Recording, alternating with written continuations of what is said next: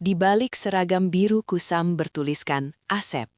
Arga menyembunyikan wibawa seorang penguasa korporat yang sedang mengincar tikus-tikus di rumahnya sendiri. Ia rela dihina, difitnah sebagai pencuri, hingga dimaki sebagai sampah desa oleh Riko, manajernya sendiri yang gila hormat, demi membongkar skandal penggelapan 50 miliar yang menguap tanpa jejak.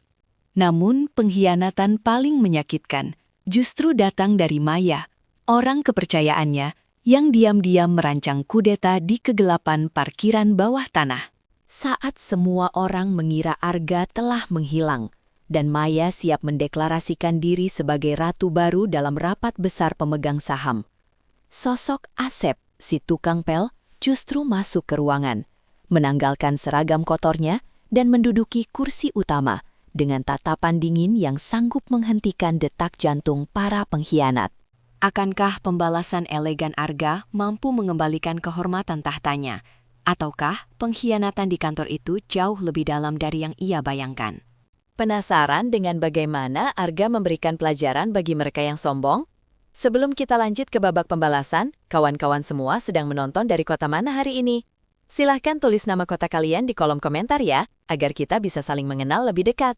Arga menatap nanar pantulan dirinya di cermin retak kamar mandi karyawan. Jas bespoke Italia seharga 1 unit mobil sport kini telah berganti menjadi seragam katun biru kusam yang sedikit kedodoran, lengkap dengan bordir nama Asep di dada kirinya.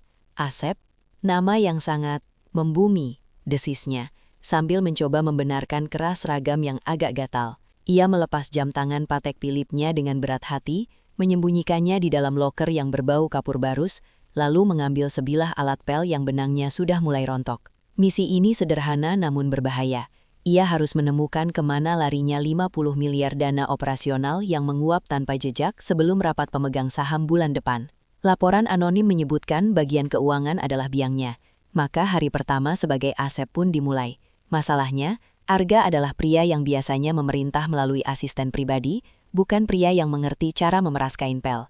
Ia menatap botol cairan pembersih lantai dengan dahi berkerut serius, seolah sedang menganalisis laporan tahunan perusahaan. Berapa rasio pengenceran yang tepat agar tidak menimbulkan residu licin namun tetap mempertahankan aroma pinus? Gumamnya pada diri sendiri. Tiba-tiba, suara langkah kaki yang angkuh terdengar di koridor.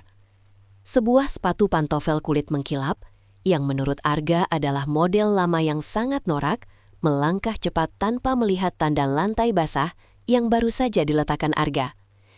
Sret! Bruak! Riko, sang manajer keuangan, terpeleset dengan gaya akrobatik yang sangat memalukan. Wajahnya mendarat tepat di dalam ember berisi air keruh sisa pelan. Arga berusaha sekuat tenaga menahan ledakan tawa saat melihat Riko bangkit dengan sisa-sisa busa sabun menempel di kumis tipisnya. Kau, obe bodoh! Lihat apa yang kau lakukan pada jas mahalku. Kau tahu berapa harga ini? Teriak Riko dengan nada melengking. Arga menunduk dalam, memasang wajah polos paling dungu yang bisa ia perankan. Aduh, maaf pisan, Pak. Lantainya tadi kelihatannya sangat kangen sama wajah Bapak. Makanya ditarik, jawab Arga dengan logat desa yang dibuat-buat. Riko hampir meledak karena amarah, mencaci maki Arga dengan sebutan sampah peradaban, tanpa sedikit pun menyadari bahwa pria yang sedang ia maki-maki itu adalah orang yang menandatangani slip gajinya setiap bulan. Riko menendang ember Arga hingga air kotornya membasahi sepatu Arga sendiri dan mendesis.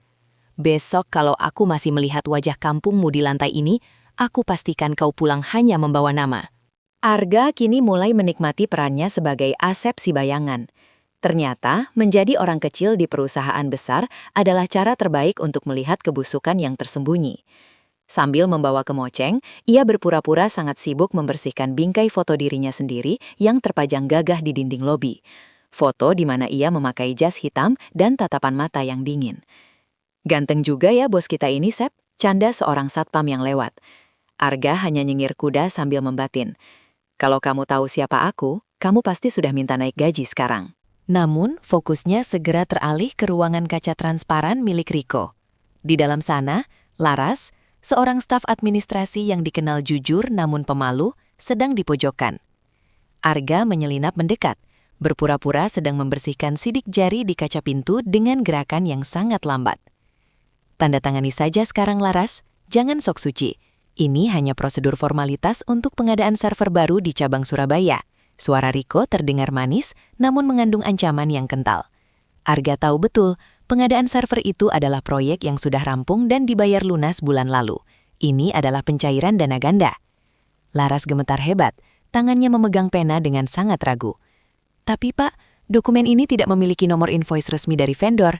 Jika diaudit, saya yang akan masuk penjara karena memalsukan tanda tangan direksi, ucap Laras dengan suara yang hampir habis karena takut. Riko menggebrak meja jati itu dengan keras, membuat cangkir kopi di atasnya bergetar hebat. Di lantai ini, aku adalah hukumnya. Tanda tangani atau kau akan aku pecat dengan tuduhan pencurian dokumen sore ini juga. Arga yang mendengar itu merasa darahnya mendidih. Ia sengaja menggosok kaca pintu dengan gerakan memutar yang menghasilkan bunyi cit-cit-cit sangat nyaring dan memekakkan telinga. Sengaja merusak momentum intimidasi Riko. Riko menoleh dengan tatapan membunuh ke arah Asep. Namun Arga hanya memberikan senyum lebar yang memperlihatkan gigi-giginya yang sengaja dibuat tampak berantakan. Di balik topen kebodohan itu, otak Arga mencatat kode dokumen yang baru saja dipaksakan Riko. Project X 2026. Laras akhirnya menandatangani dokumen itu dengan tangan yang gemetar dan air mata yang mulai menetes. Sementara Arga berjanji dalam hati, Riko akan membayar setiap tetes air mata itu dengan kehancuran karirnya yang sangat menyakitkan. Saat jam istirahat tiba, Arga menghampiri Laras yang duduk sendirian di sudut pantry dengan wajah kuyu. Dengan gaya bicara yang dibuat-buat sangat medok dan lugu, ia menawarkan satu plastik gorengan dingin yang ia beli di depan kantor. Mbak Laras, jangan terlalu dipikirkan. Keadilan itu kayak antrian bansos, Mbak. Kadang lama, kadang nyasar. Tapi suatu saat pasti datang ke alamat yang benar. Bisik Arga sambil mengunyah bakwan. Laras hanya tersenyum kecut, sama sekali tidak menduga bahwa Asep si OP aneh ini sebenarnya adalah penyelamat yang sedang menyamar. Namun momen tenang itu hancur berantakan saat Riko menyerbu masuk ke pantry dengan wajah merah padam dan napas memburu. "Mana ponselku? Ponsel edisi terbatas berlapis emas itu hilang dari mejaku," teriak Riko dengan nada histeris. Ia langsung menunjuk hidung Arga tanpa ragu. "Pasti kau, si tangan panjang." "Siapa lagi yang masuk ke ruanganku selain si OB kampung ini?" Arga mengangkat kedua tangannya tinggi-tinggi, mencoba tetap tenang. "Waduh Gusti, ampun Pak. Saya cuma punya tangan dua, dan keduanya dari tadi sibuk pegang gorengan tempe ini. Bapak mau?" Jawab Arga dengan nada yang sangat menjengkelkan bagi Riko. Riko tidak peduli. Ia memanggil dua petugas satpam dan memaksa mereka menggeledah loker pribadi Arga di ruang belakang. Benar saja. Saat loker itu dibuka, sebuah ponsel emas yang mencolok terselip di balik lipatan seragam cadangan milik Arga. Riko telah menjebaknya dengan rencana yang sangat kasar namun efektif. Riko tersenyum puas, merasa telah berhasil menyingkirkan pengganggu yang selalu ada di dekatnya saat ia sedang melakukan aksi gelapnya. Pecat dia sekarang juga, serat ke kantor polisi atas tuduhan pencurian berat. Perintah Riko dengan nada penuh kemenangan. Arga tetap tenang, meski ia merasakan cengkraman satpam di lengannya. Di dalam kepalanya, ia justru sedang menghitung mundur. Ia tahu ponsel yang ada di loker itu adalah unit tiruan yang sudah ia modifikasi baterainya agar segera panas dan mati. Sementara ponsel Riko yang asli sudah berada di tempat lain untuk disadap isinya. Tepat saat Arga akan diseret keluar lobi, asisten pribadi Arga yang asli masuk melalui pintu utama. Arga memberikan kode mata yang sangat tajam dan dingin. Diam di tempat dan ikuti permainanku sampai akhir. Episode 4. Hadiah di ruang rapat. Arga berhasil lolos dari kantor polisi hanya dalam waktu 1 jam, karena asisten pribadinya memberikan jaminan secara anonim tanpa mengungkap identitas asli sang CEO. Kini ia kembali ke kantor di tengah malam, menyelinap masuk melalui pintu akses tim kebersihan lembur. Suasana kantor pusat yang biasanya bising kini senyap dan mencekam, hanya diterangi oleh lampu-lampu darurat yang remang-remang. Arga mengganti pakaiannya kembali dengan seragam Asep, namun kali ini ia mengenakan sarung tangan karet dan membawa peralatan lengkap, bukan untuk membersihkan lantai, tapi untuk membersihkan tikus-tikus korporat. Ia menyelinap ke ruang rapat utama, sebuah ruangan megah dengan meja marmer yang berharga ratusan juta rupiah. Disinilah Riko dan komplotannya baru saja mengadakan pertemuan rahasia beberapa jam yang lalu. Arga harus merayap di bawah meja rapat, menghindari sensor gerak yang ia sendiri yang memasangnya dulu. Siapa sangka, menjadi CEO lebih enak duduk di atas meja, tapi jadi detektif ternyata jauh lebih menantang saat harus merangkak di bawahnya. Gumamnya sambil menahan bersin karena debu di bawah meja yang rupanya jarang dibersihkan oleh tim OB aserinya. Tiba-tiba, saat jemarinya meraba celah-celah di bawah kursi kulit milik Riko, ia merasakan sesuatu yang kecil dan keras. Sebuah flashdisk berwarna merah dengan gantungan kunci norak bertuliskan Rich Riko. Arga segera menyambungkannya ke tablet kecil yang ia sembunyikan di balik seragamnya. Matanya terbelalak saat melihat isi folder di dalamnya. Bukan hanya rincian aliran dana ke rekening fiktif atas nama Maya, tapi ada daftar lengkap nama-nama pejabat internal perusahaan yang menerima suap rutin, lengkap dengan tanggal dan lampiran bukti transfernya. Tiba-tiba, suara langkah kaki berat terdengar mendekat ke arah pintu ruang rapat. Seseorang kembali ke ruangan itu untuk mencari sesuatu yang hilang. Arga mematikan tabletnya secepat kilat. Jantungnya berdegup kencang di tengah keheningan. Ia terpaksa meringkuk di sudut gelap di bawah meja, menggenggam flashdisk itu seolah-olah itu adalah jantung perusahaan yang baru saja ia selamatkan dari kematian. Lampu ruangan rapat tiba-tiba menyala terang. Riko berdiri di ambang pintu. Matanya menyisir sekeliling ruangan dengan gelisah. Aku tahu aku menjatuhkannya di sekitar kursi ini. Arga menahan napas sekuat tenaga saat ujung sepatu Riko kini hanya berjarak beberapa sentimeter saja dari wajahnya yang bersembunyi di balik kegelapan kolong meja. Arga, yang kini sudah mulai terbiasa dengan panggilan Asep, sedang memegang nampan berisi kopi hitam pekat dengan suhu yang sengaja dibuat sangat panas. Targetnya hari ini adalah kunci laci meja kerja Riko yang terbuat dari baja berat. Arga tahu, flashdisk yang ia temukan kemarin hanyalah puncak gunung es. Bukti fisik pengiriman uang tunai pasti disimpan di laci tersebut. Dengan langkah yang sengaja dibuat sedikit tertatih dan wajah yang tampak kebingungan, ia mendekati meja Riko yang sedang asyik memaki seseorang di telepon. Aduh, maaf pak, kaki saya keserimpet kabel.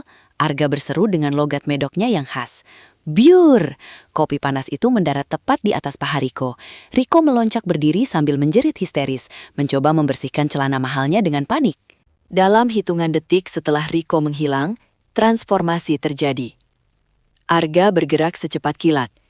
Ia tidak lagi tampak seperti Asep yang dungu. Gerakannya taktis dan presisi. Ia merogoh saku jas Riko yang digantung di kursi, mengambil kunci laci, dan menekankannya ke sebungkah lilin lunak untuk membuat duplikat. Riko mencengkram keras seragam Arga saat kembali dan berdesis. Kalau bukan karena kita sedang kekurangan staf, aku sudah menendangmu ke jalanan sekarang juga. Keluar. Malam itu, Arga tidak langsung pulang. Ia bersembunyi di balik pilar beton di parkiran bawah tanah level B3, area yang jarang dilalui staf biasa.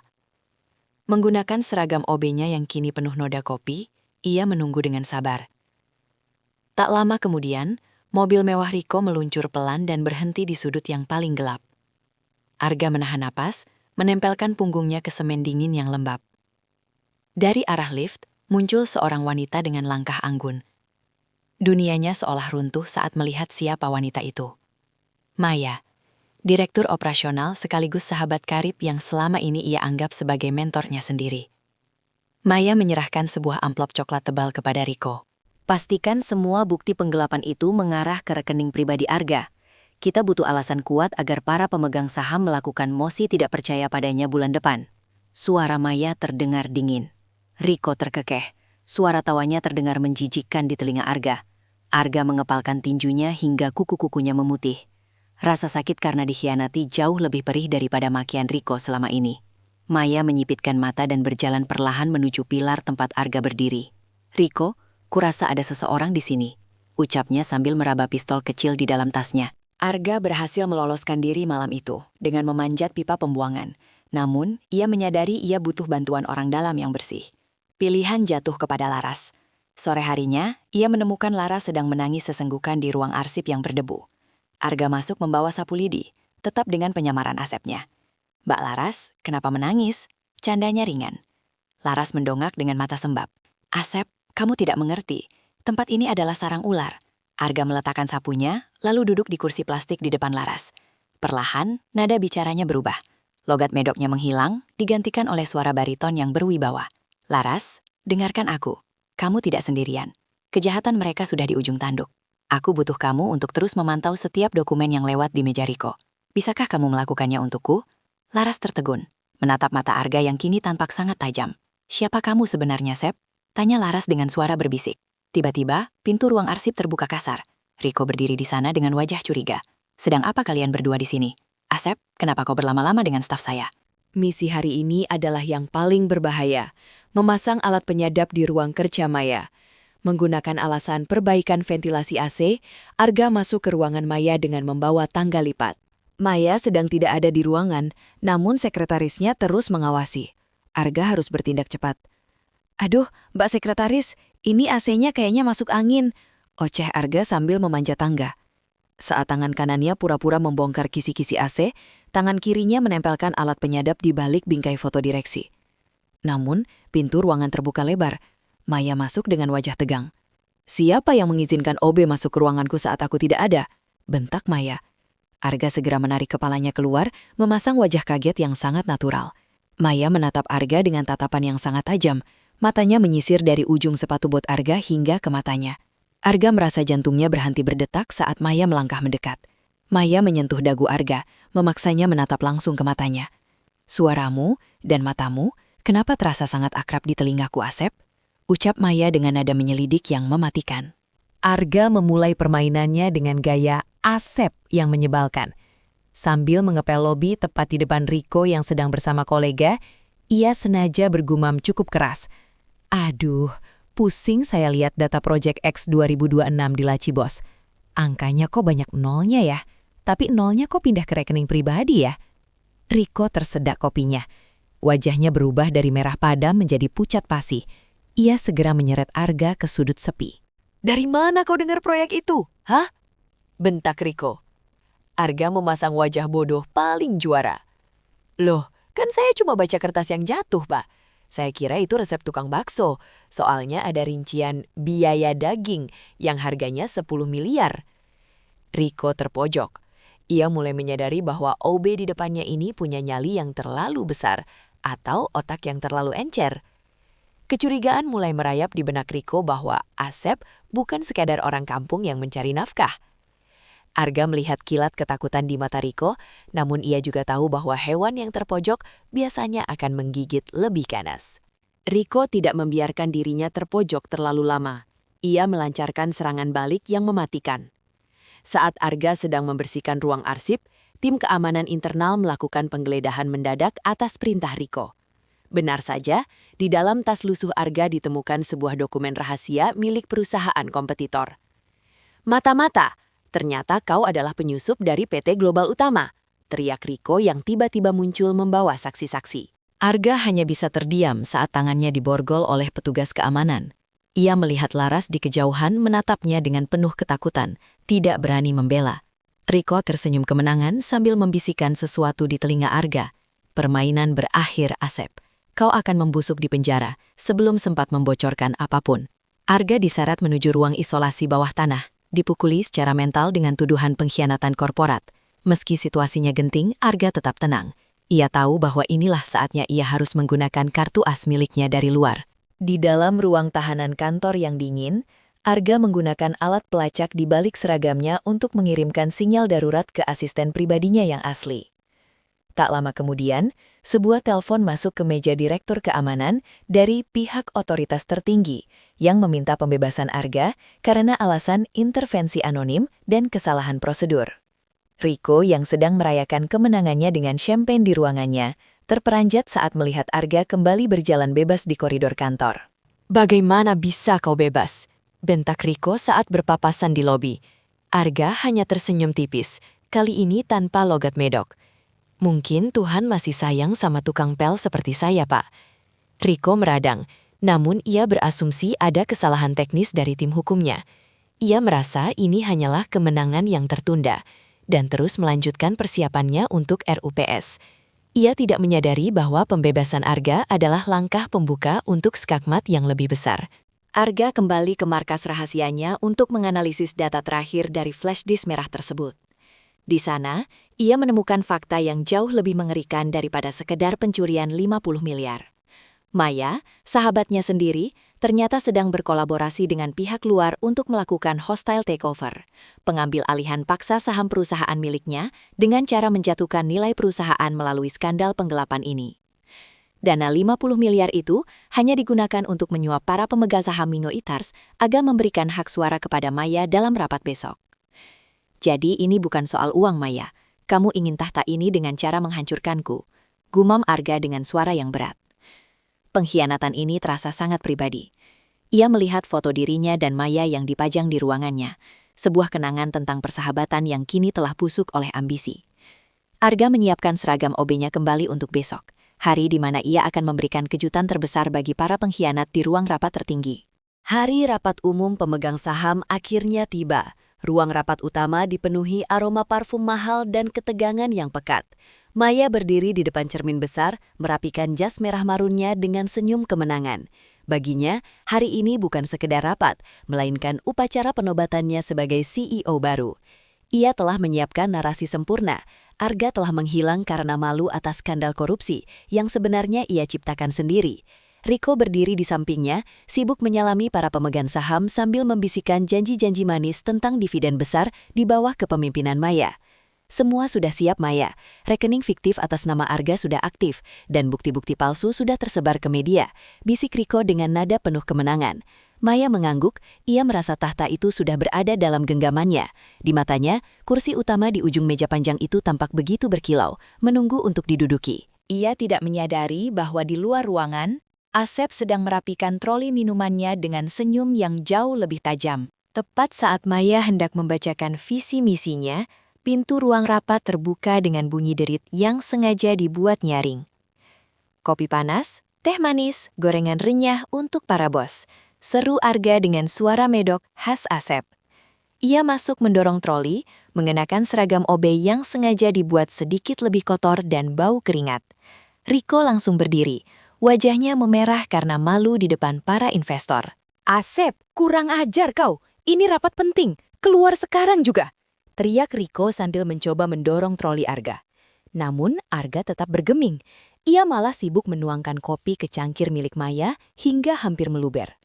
Maya menatap Arga dengan jijik, merasa martabat rapatnya ternoda oleh kehadiran sampah ini. Keamanan, kenapa monyet ini bisa masuk? Bentak Maya. Beberapa pemegang saham mulai berbisik, merasa heran dengan keberanian seorang OB yang tetap santai meski dimaki habis-habisan. Arga hanya terkekeh pelan, menatap Maya langsung ke matanya dengan tatapan yang mendadak membuat Maya merinding. Suasana mendadak hening saat Arga, dengan gerakan tenang, menarik kursi utama di ujung meja. Kursi yang sejak tadi diincar Maya. Turunkan tanganmu dari kursi itu, Obi sialan. Maki Riko.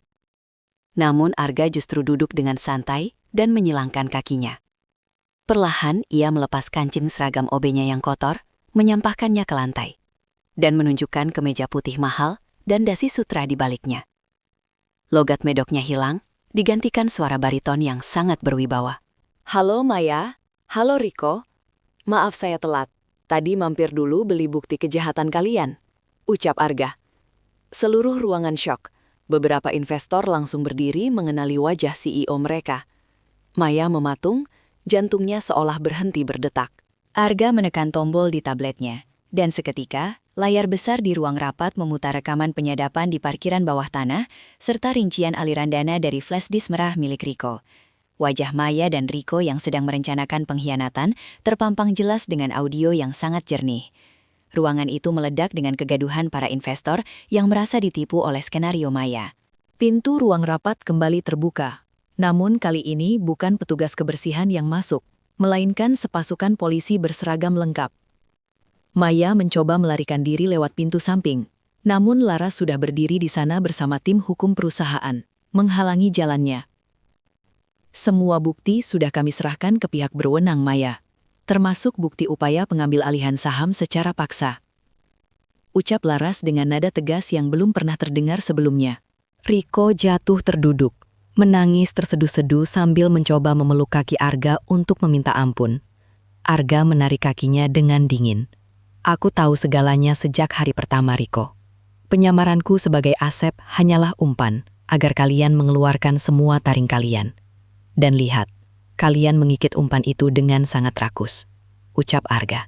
Maya dan Riko diseret keluar dengan tangan diborgol di depan mata seluruh pemegang saham dan karyawan yang berkumpul di lobi.